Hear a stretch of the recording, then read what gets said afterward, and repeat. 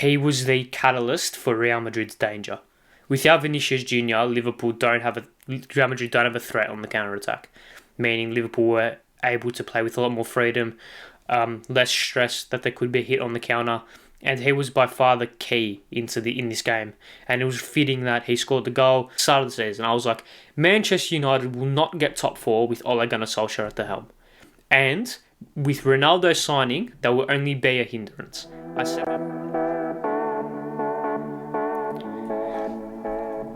Hello everybody and welcome back to another episode of the Two Footer Tackle podcast. I'm your host Ari Stamatakos, and today, welcome back to the final episode of the proper season. I won't be gone for the off season. I'll be here in spurts. It won't be, so basically let's just get straight into it, I guess. What's going to happen over the off season is I will be here, not every Tuesday, so there won't be a weekly podcast, but I'll be here. If anything major happens that I want to speak about, I'll jump on for 20-30 minutes, give my thoughts. If maybe an interview with someone, maybe that could be a podcast. I might get someone on for a chat. We'll just have a chinwag about the season that just happened or the pre-season for next season, whatever. But I'll be here. Not in a weekly format, but I'll be here in a sporadic fashion up until the second week. So 2 weeks before the start of the season, I'll be back giving my thoughts on a weekly basis, and then we'll kick on until the proper season, and then the World Cup happens, and we'll see what happens with the World Cup. But I hope the week treated you well. I hope the football treated you well. We're done. The European season is finished.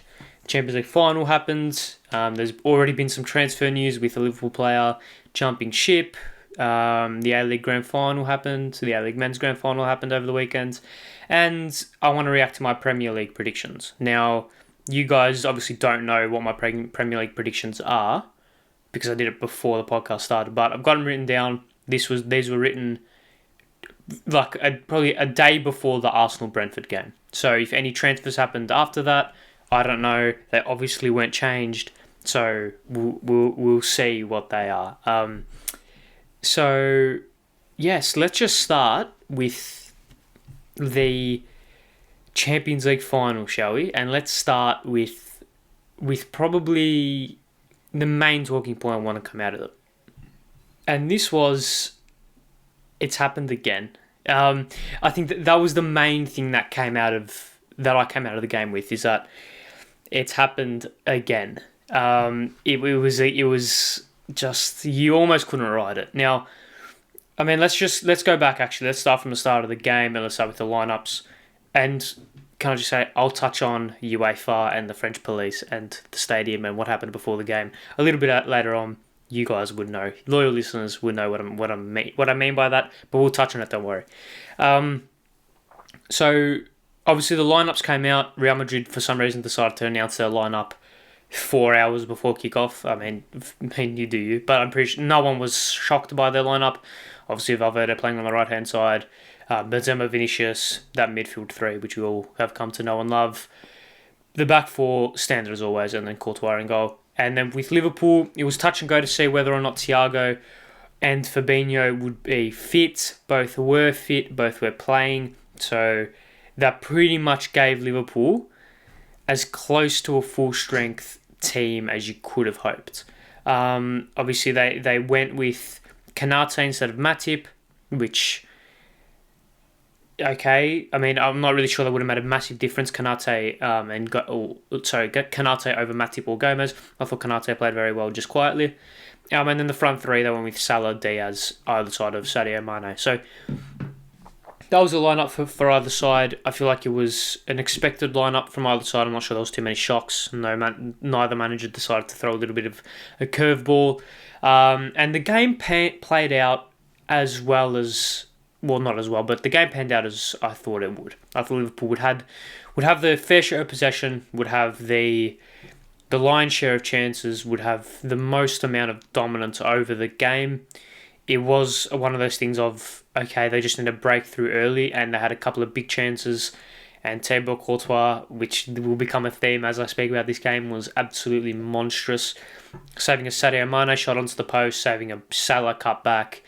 They had the chances, Liverpool, in the first half. And it was a game of, all right, who strikes first? And Liverpool were by far the more dominant side. I thought that's undisputed. By far the more dominant side, by far the better team over the first half.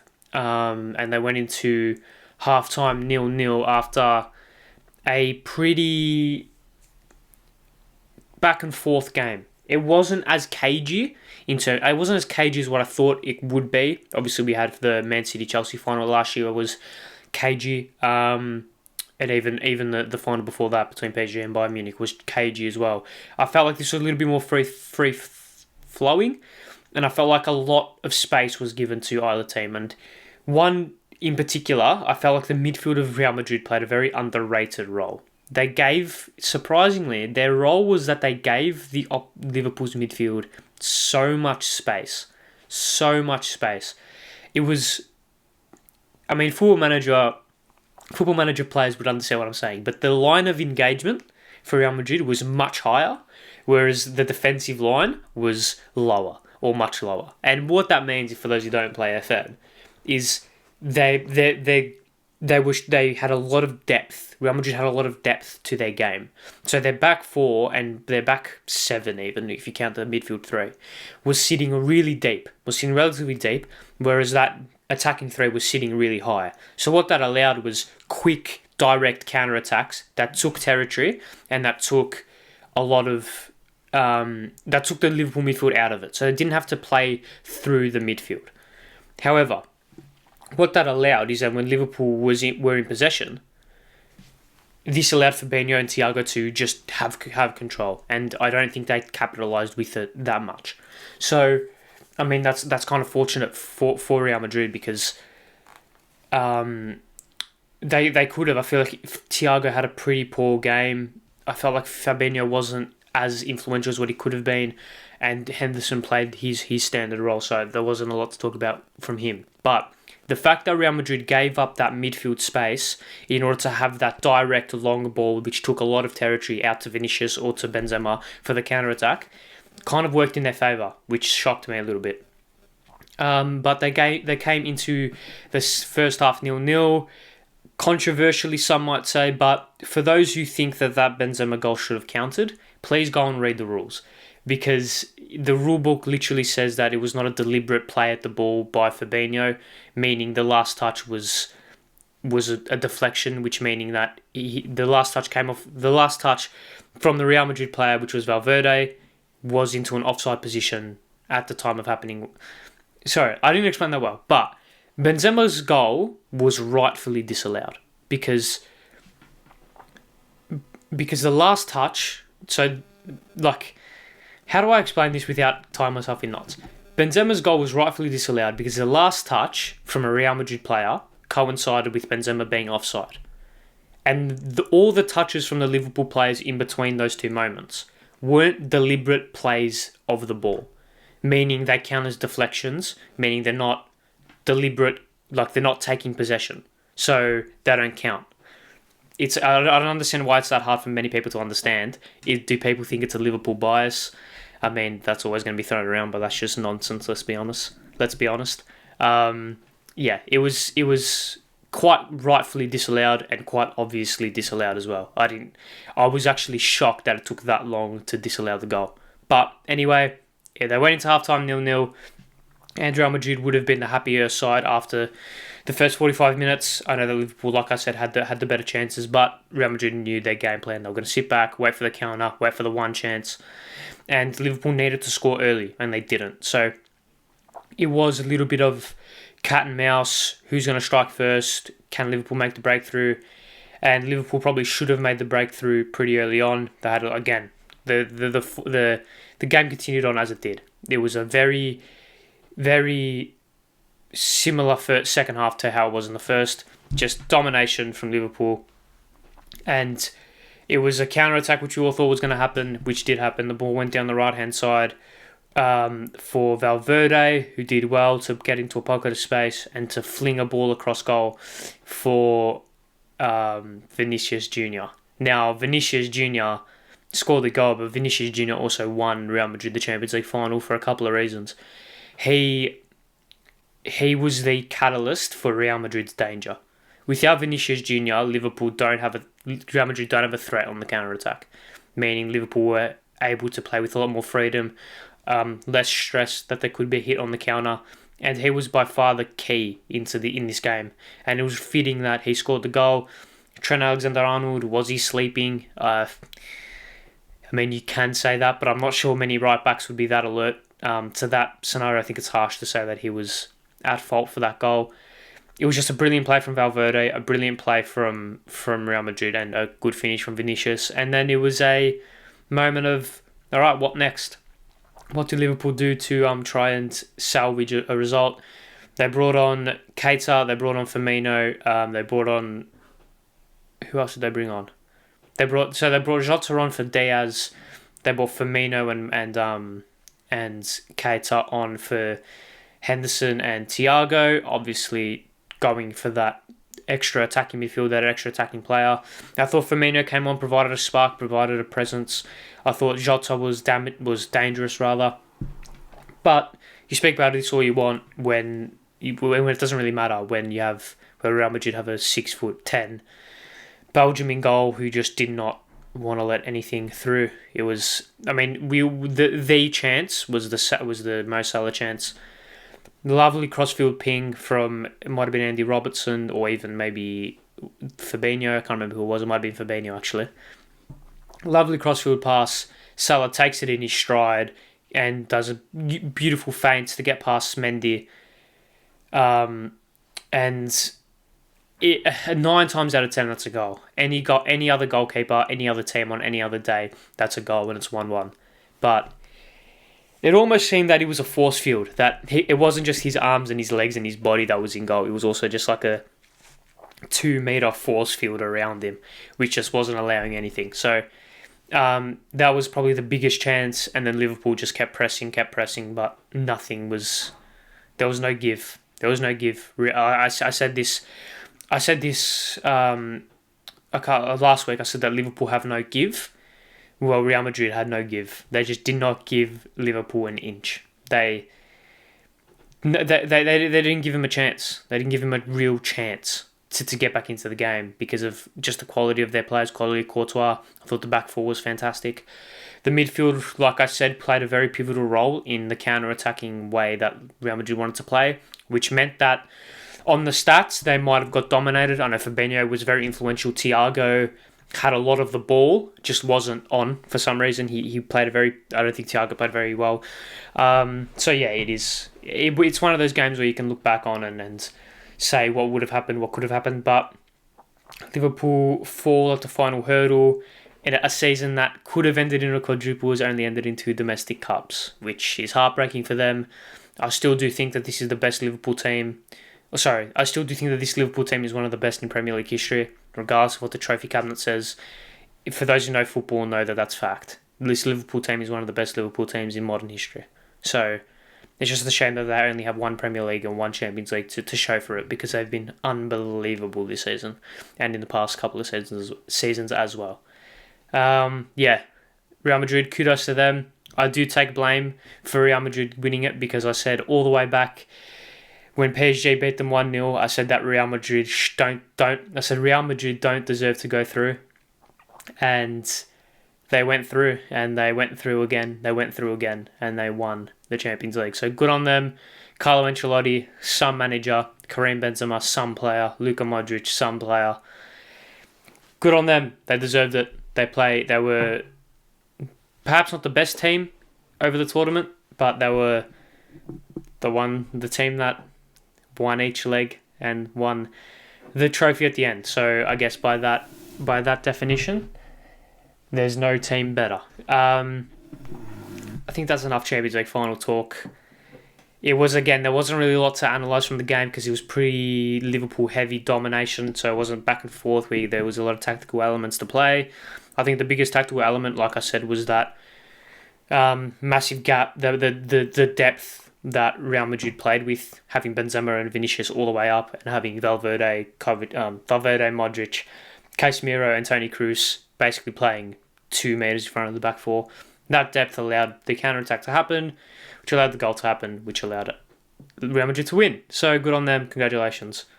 Commiserations, Liverpool fans. You guys still had a fantastic season, and it's a shame that your season will be remembered as for losing the Premier League and Champions League, when should a ball bounce 2 metres the other way, or should the player be a yard slower, or should whatever happen, Liverpool probably win both trophies. It's fine margins, but it is what it is. You can't really control that. And moving on to the second part of this podcast, and it will be reacting to my Premier League predictions. Now, hopefully, I have the graphic design skills, or I find the website that allows me to customize my own Premier League table, so I can put my predictions on this side and the actual table on this side. But let's go from bottom to top. Now I've also done the Golden Boot Player of the Year, Young Player of the Year, Signing of the Season, and First Manager Sacked. So you're also going to see my horrendous predictions for those. But let's start from bottom to top. Relegation places. I had Burnley, Southampton, Watford.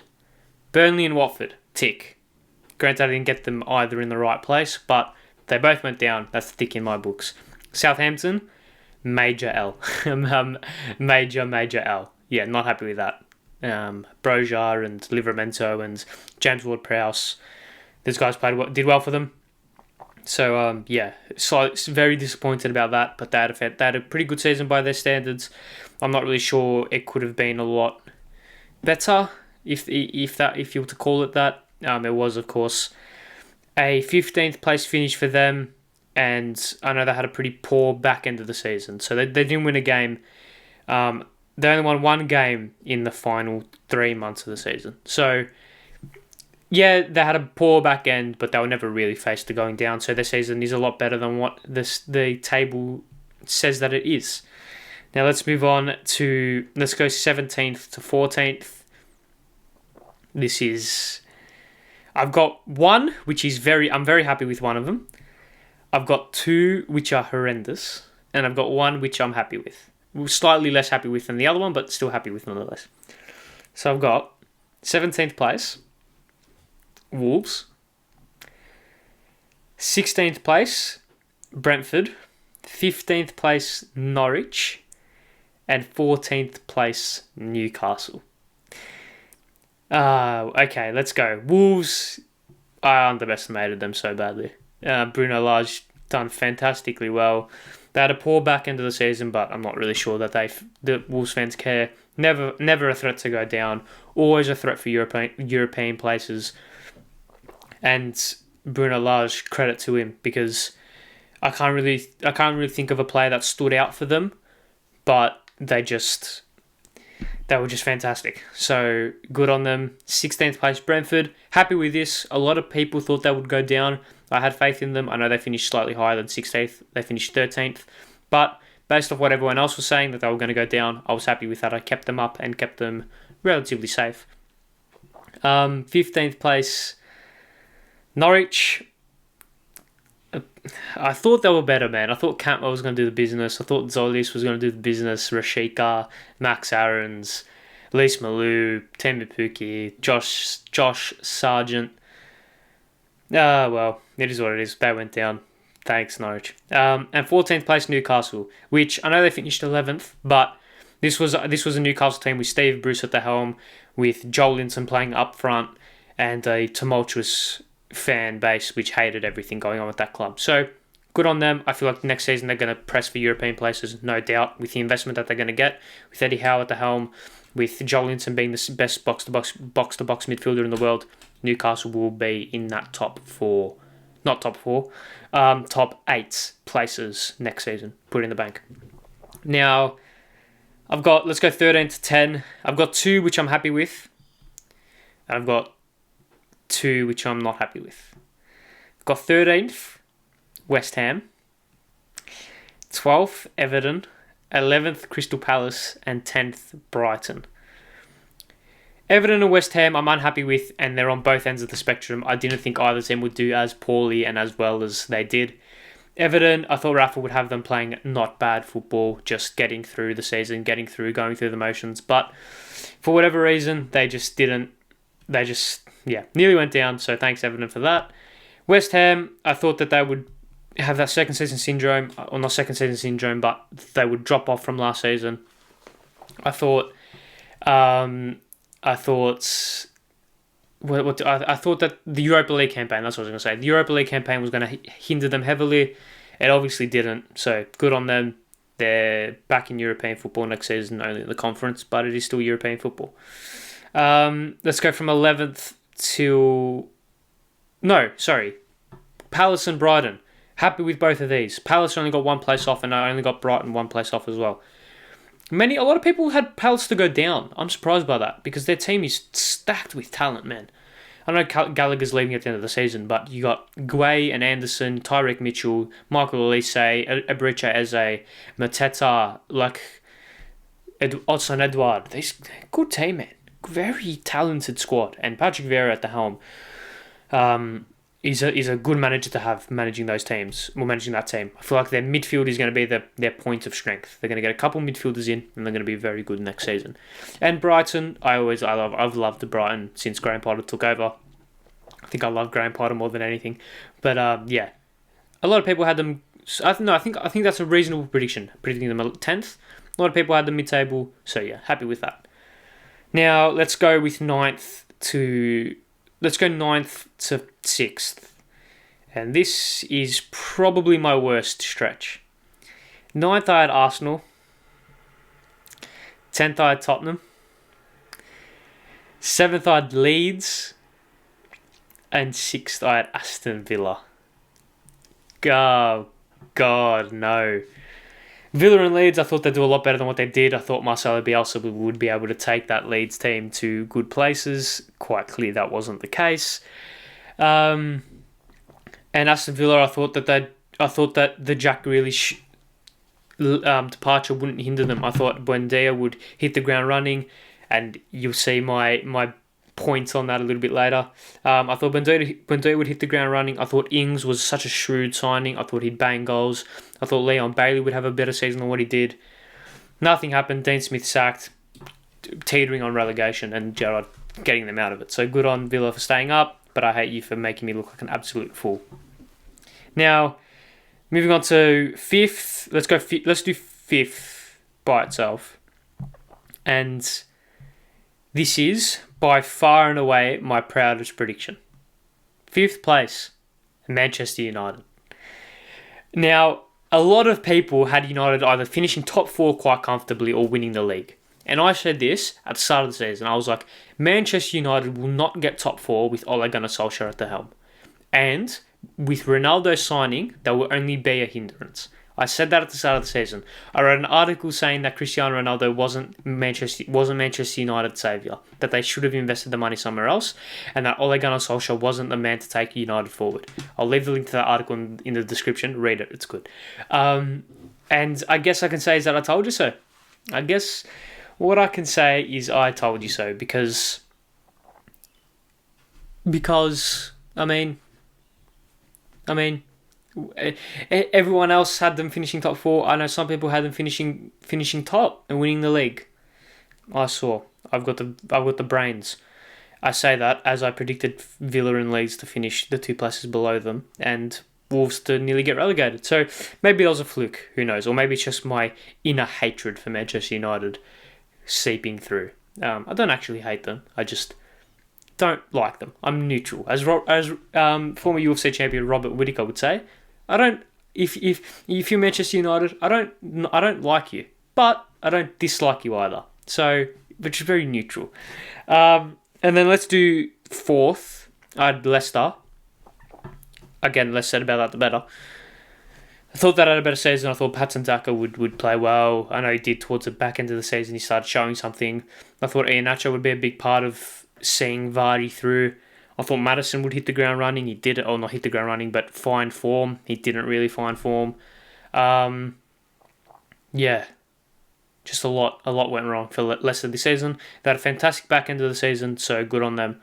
But yeah, very touch and go season for Leicester. And the top three I had bang on. I had Chelsea, Liverpool, Manchester City. Yeah, I mean, I knew Chelsea would finish third. I didn't think Chelsea were going to win the league.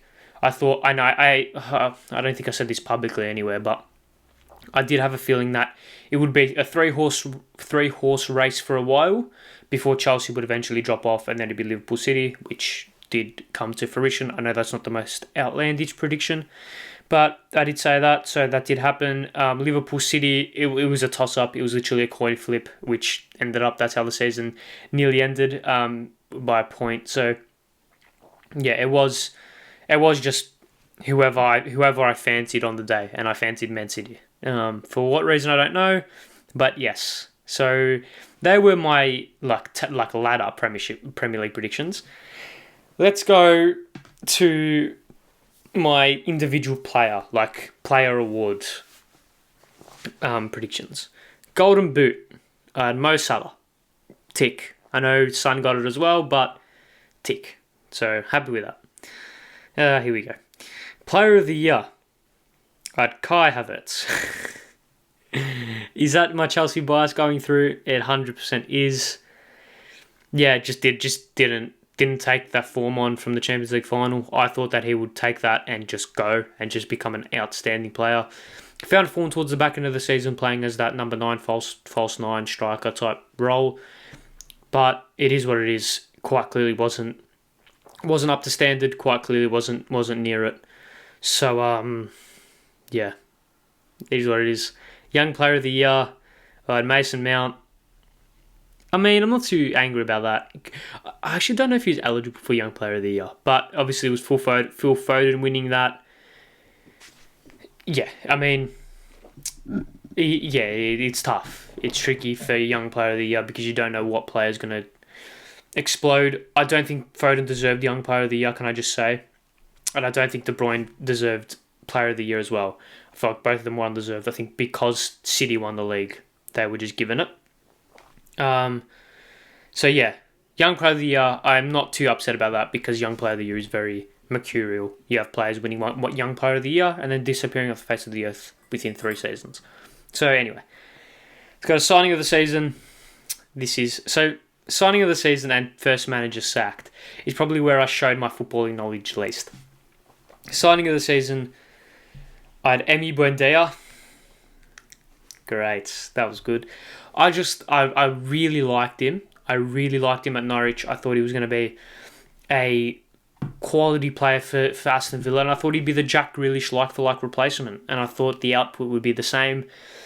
Quite clearly wasn't. Didn't get a foothold into the season, didn't hit the ground running, wasn't able to get anything out of the season. So yeah, Emi Buendia was my signing of the season. Who was the actual signing of the season? Christian Eriksen, maybe. Luis Diaz, maybe. Martin Odegaard, maybe. Who else? Who else played really well? Ronaldo, yeah. It's probably is Ronaldo, let's be honest. He's just come to my mind now. Yeah, probably is Ronaldo. Anyway. And then first manager sacked. I guess you can tell by my Premier League predictions which team I thought would be very poor this season. And no, it wasn't Ole Gunnar Solskjaer. And no, it wasn't Nuno Espirito Santos. It was Mikel Arteta. Well, it is what it is. I mean, I guess hindsight's 20/20, isn't it? I don't know how poorly I actually did in terms of like how far different teams. I know Leicester finished like 8th. I know finished like 9th or something. Or 8th, and I don't know which teams I got the furthest off. I know Wolves I got horrendously wrong. Norwich I got very poor. Leeds and Villa I got poor as well. Leicester I didn't do great either. But hopefully getting the top 3 in order helped my cause a little bit. So yeah, those were my Premier League predictions. I'm going to do them on the podcast next season, so you will have factual concrete evidence of my predictions. They'll come out probably a week before the season starts, give or take. And hopefully I don't know the rules on the transfer window, but hopefully it can be finished before the season started, so I can actually give my predictions for that. Anyway, yes, that's enough for the Premier League predictions. So hopefully I've been able to do some graphics, some graphic design on either side of me, where I can just bring them up to show an actual comparison. If not, you're just going to have to remember them and maybe bring up the table either side. But anyway, let's move on to... Actually, no. Let's move on to the A-League Men's Grand Final. I only want to touch on this briefly because I'm not really sure it's that too big of a talking point. But Western United won the A-League Men's Grand Final. They defeated Melbourne City 2-0. It was an own goal and a maybe not controversial but dubious VAR approved goal. Good on Western United. I'm happy that they won. I hate Melbourne City with a passion, so that's probably not a good thing to say. But I would have... No, that's a lie. I don't hate Melbourne City. I just would have preferred Western United to win. So now every club in Melbourne has a premiership trophy, has the toilet seat. For the international viewers, if you don't understand that toilet seat reference, type up A-League Men's Premiership Trophy. If it shows you a photo of a plate, so that's the Premier's plate. That's the team that finishes top at the end of the regular season. And then basically the top 6 go into a playoff system where it's playoffs.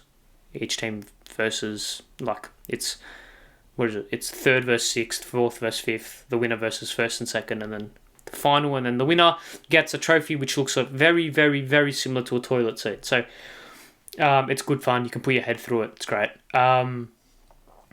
So West United won. I saw a lot of Western United fans on the street as I was out gallivanting around Melbourne CBD on Saturday night. It was good to see them up and about. I gave some bloke an interview. Definitely didn't play for Western United, but he had an 18-inch pizza all to himself. So good on... If you're watching, good on you, mate. I'm hoping you finished it. I actually don't know what the pizza was. Probably margarita by the looks of him. And margarita pizza, top quality, underrated. Anyway, that was it. Alexander Prejevic was the catalyst, was the key from Western United. Provided so many dangerous. He's so dangerous, man. He's very, very good, very, very threatening, and he could be leaving Western United. So that'd be a very not poor business decision, but it would be very unfortunate if he did leave for their sake. And let's move on to Sadio Mane to Bayern Munich confirmed. Here we go. Fabrizio Romano has all but confirmed it. There was a video going around where Sadio Mane was like, I'll announce where I'm going after the Champions League final. I think that all but confirmed that he was going to leave, because if he was going to stay, why doesn't he just announce that he's going to stay? That would just give your team more morale and then more emphasis to go win the game. But he's leaving. He's off to Bayern Munich, and I'm not going to do a tactical piece on it because I can't be bothered. But I just want to speak about Sadio Mane's career at Liverpool. I think it's fair to say that Sadio Mane has had a better Liverpool legacy than Fernando Torres, than Luis Suarez, than arguably Steven Gerrard. Because he's won a Premier League, he's won Champions League, he's won FA Cup, been unbelievable throughout. I think he's won a Golden Boot as well. He might have as well, I don't know. But he's just been fantastic for Liverpool from minute one. From minute one, Sadio Mane was Liverpool's best player. And then when Salah came, he kind of shied away a little bit, but he's gone on leaps and bounds since a couple of seasons ago. He's been phenomenal for Liverpool. Phenomenal. So to see where he's come from, to see him not finally getting a big move, but to see him going to Liverpool, developing himself, establishing himself as one of the best wingers in Europe, and then move to Bayern Munich for his swan song. It's good to see. So congratulations, Sadio, if you're watching. So that's it. I just wanted to get that out there because I thought it was interesting to say. Now, let's move on. Slightly short episode this week because obviously not a lot happened. Obviously, just the Champions League final. Let's move on to Who Went Into Footed. Basically, the only segment on this podcast where I basically look at who did something daft, who did something dumb, what player, club, organisation, team, manager, pundit, whoever, presenter, whoever. Do something daft in the world of football. And who went into footed this week are two people. One slightly funny thing and one slightly more serious. Richard Arlison. Now, for those who are on Twitter, you know exactly what I'm talking about. And for those who aren't on Twitter, let me just give you the cliff notes. Basically, these Everton fans set up a fake bus company to take Liverpool fans from Liverpool to Paris under the name Bus Innovations Limited, something like that. And the head driver was Richard Arlison, which, unless you're 2 years old, you would clearly know who that is, Richarlison from Everton. And it went viral. A bunch of Liverpool fans were stranded in Liverpool, outside a pub in Liverpool. Great banter. I love that. That's so good. And then Richarlison retweeting this photo after Liverpool's Champions League final is fucking phenomenal banter. I love it. It's so good. Anyway, it's one of those things which that's why Liverpool fans really should have been cheering for Everton to stay up, because these rivalries are so good. Anyway, let's get down to the serious stuff, and it is UEFA and the French police. Now, Champions League final was delayed by half an hour because UEFA and the French police are incompetent at their job. Basically, they blamed their poor structure and their poor preparation and their poor planning and their understaffed and their just incompetence at running a fluid event on Liverpool fans breaking into the stadium. I've heard from multiple sources, multiple Liverpool sources and multiple neutral sources, that was absolute bollocks, that was fake, that was fake news, that the French police used tear gas way too early. They basically just tear gassed people waiting and lining up to get into the ground. The UEFA didn't help. They just put the blame on Liverpool and delayed the Champions League final by 36 minutes in fact. Your incompetence has taken the limelight off what should have been a very good Champions League final. But pretty sure everyone knows what happened, so I'm not going to explain it. But UEFA, you're a joke. You're a disgrace. And the French police should be ashamed of themselves and should have a long, hard look into the mirror. But by all accounts, this isn't a first-time thing. England fans were given similar treatment back in Euro 2016. So, is it a racism thing? Because it seems to only happen to the English. And as much as the English have a bad reputation, I don't think Liverpool fans were doing anything wrong, for all I've seen. For all I've seen, they were just... Obviously, there's exceptions to every rule, and obviously there are bad eggs in the basket. But for the majority of things, looking at it from a holistic perspective, Liverpool fans didn't seem to be doing anything wrong. They were just treated like criminals when they were just wanting to watch their team playing a Champions League final. So yeah, Paris and the French police should be ashamed of yourself. You should have a long, hard look into the mirror about why you treat innocent people like animals. Yeah, it's happening. I don't want to scream discrimination, but it seems so. Like I said, it seems to only happen to the English. I haven't seen this type of thing reported on a mass scale like it was when it's happened to England fans in Euro 2016, and then obviously in over the weekend. So yeah, you guys make your own mind up. I'm just posing the question. Anyway, so that is the end. That is the final episode of the season for the 2 Foot Tackle podcast. It's been a wonderful journey. Started this back in January with my microphone, which is still here, still using it. No camera, no lighting, just my laptop. Just wanted to speak about some football, and it's grown into something not substantial, should I say that? But hey, it's grown to a lot more than what I thought it would have grown. So I'm forever grateful if I've made one person laugh, one person smile, one person angry, one person more knowledgeable from this podcast. Then I've achieved my goal and some. Yeah. Thank you all very much for watching. See you guys maybe next week, maybe the week after, maybe in a month's time. Who knows? Make sure to check out the socials because I'll be doing more updates. I'll be doing updates where I am, what to go with the podcast. 2 Foot Attack Podcast on Instagram and TikTok. TFTPod on Twitter. And then obviously subscribe on YouTube. Follow on Apple Podcasts, Google Podcast, Spotify, and Anchor. Give it a 5-star rating or whatever the equivalent is on your platform. Notification bell so you don't miss an episode. Thank you all very much for watching. Thank you very much for this season. It's been a pleasure. Thank you for the support. It really means so much. I am forever grateful. And hopefully this is just the start of something pretty special. So thank you all very much for watching. Stay well, stay safe. See you guys next time. Thank you for listening. See you guys next week, maybe. Goodbye.